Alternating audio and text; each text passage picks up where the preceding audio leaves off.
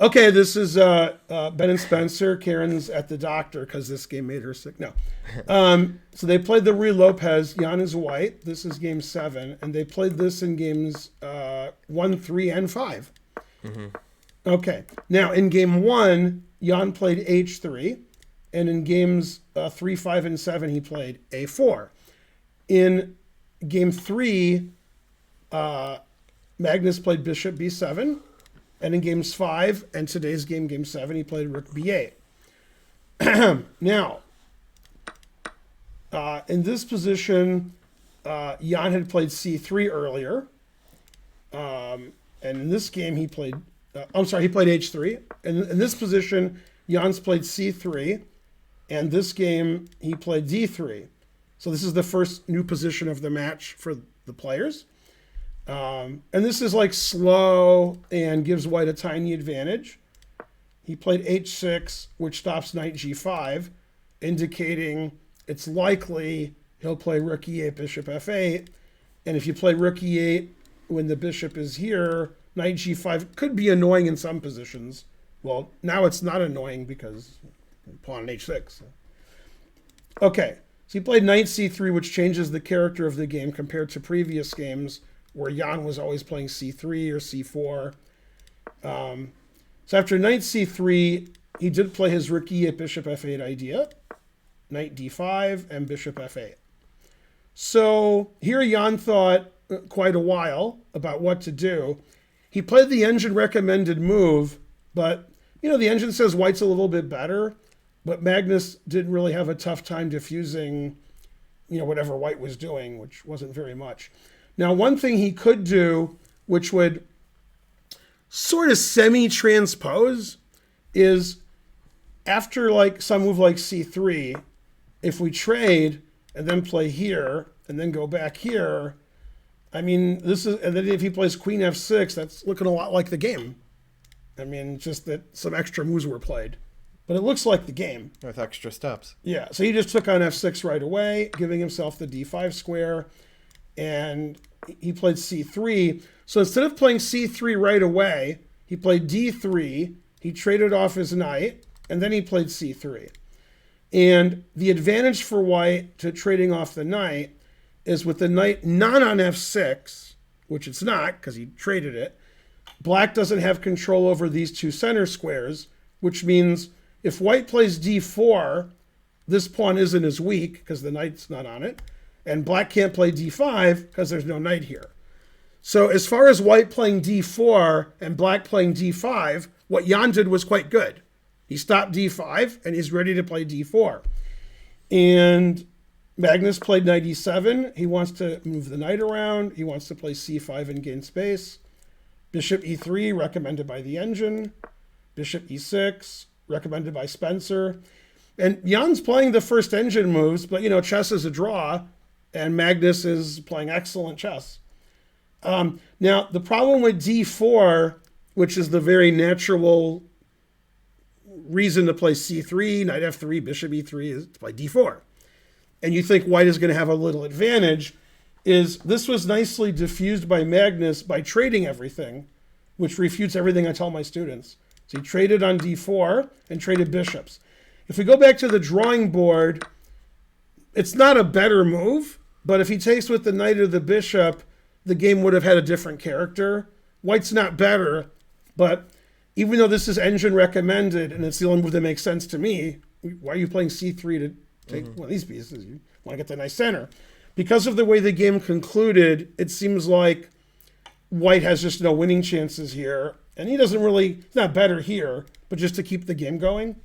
But, Rook E8, Bishop F8, Knight E7, Bishop E6 takes. It's just very accurate from Magnus. And Magnus traded everything, and he put pressure on this pawn, which heretofore had no pressure ever. If we go back to this position, the rook is defending the pawn is defending the pawn, nothing is attacking the pawn, and to say that this rook is going to attack the pawn seems far-fetched. And he's not going to play Bishop B7 because that blocks his rook and it weakens the B pawn, and the bishop has, a nice diagonal here. So then just a few moves later, because he played d4 and weakened his e4 pawn, Magnus punished that, if you can call it punishing it, by attacking it. It's not easy to defend. And if you do defend it, I could attack it again with queen e7.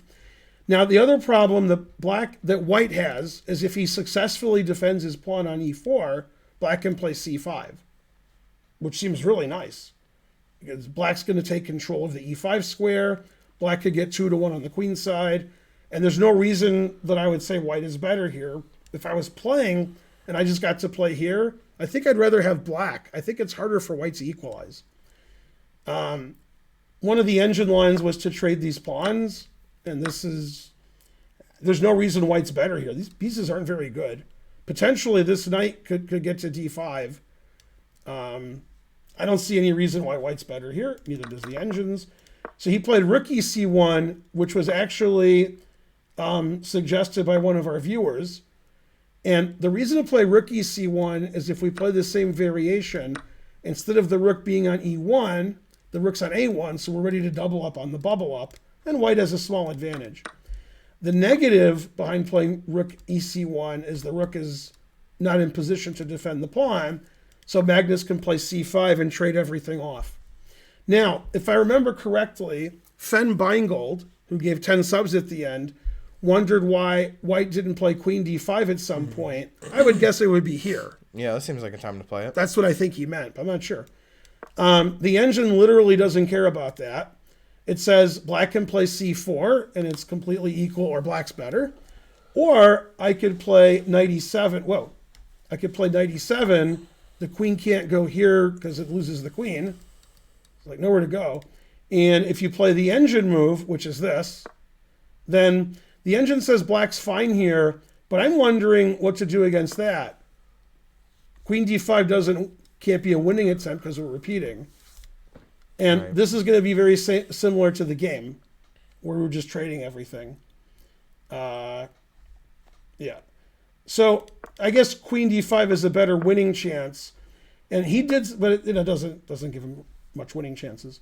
Now, if we take this and take this and take this, we're just trading off to a draw. And Jan's move looks like it makes the game more interesting when actually it makes it more drawish. He played e5, hoping for takes, which is okay for black, but this is good winning chances for white with his c-pawn. And I guess if black gets a big attack on the king side, which I don't believe in, then black can try to win too.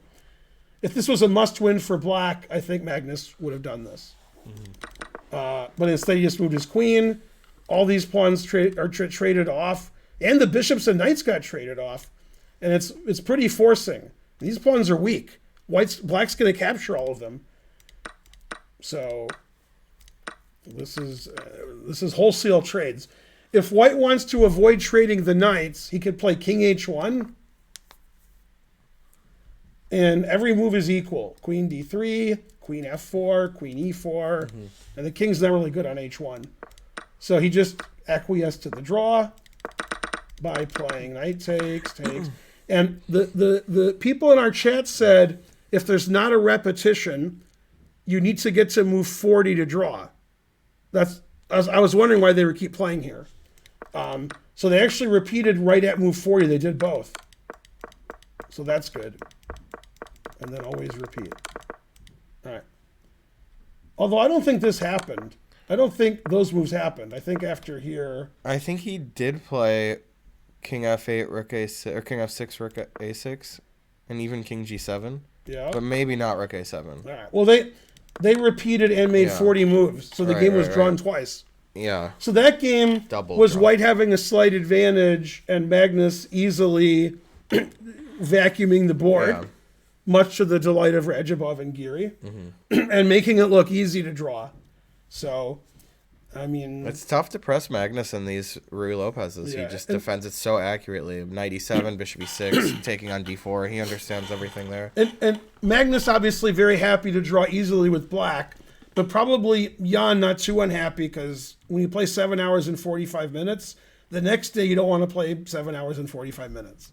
Right. So, getting to sleep at 2 a.m. So quick draw, easy game. Tomorrow they can fight. Then they have a rest day the next day. So Monday's the rest day. Today's Saturday. Hopefully you're watching lots of football. If you live in America, if you live in Europe, then you're also watching football. It's just a different kind of football. Hopefully you're playing a lot of video games. Yeah, So a nice equal kind of draw, no mistakes, and Jan, who had a tiny advantage out of the opening because he's white and Ruy Lopez, just couldn't do anything against Magnus's excellent defense. Thank you, Siwad. Very good game. It could have been more interesting. They could have played crazy, but they played sort of, sane chess. Good game. Thanks for watching.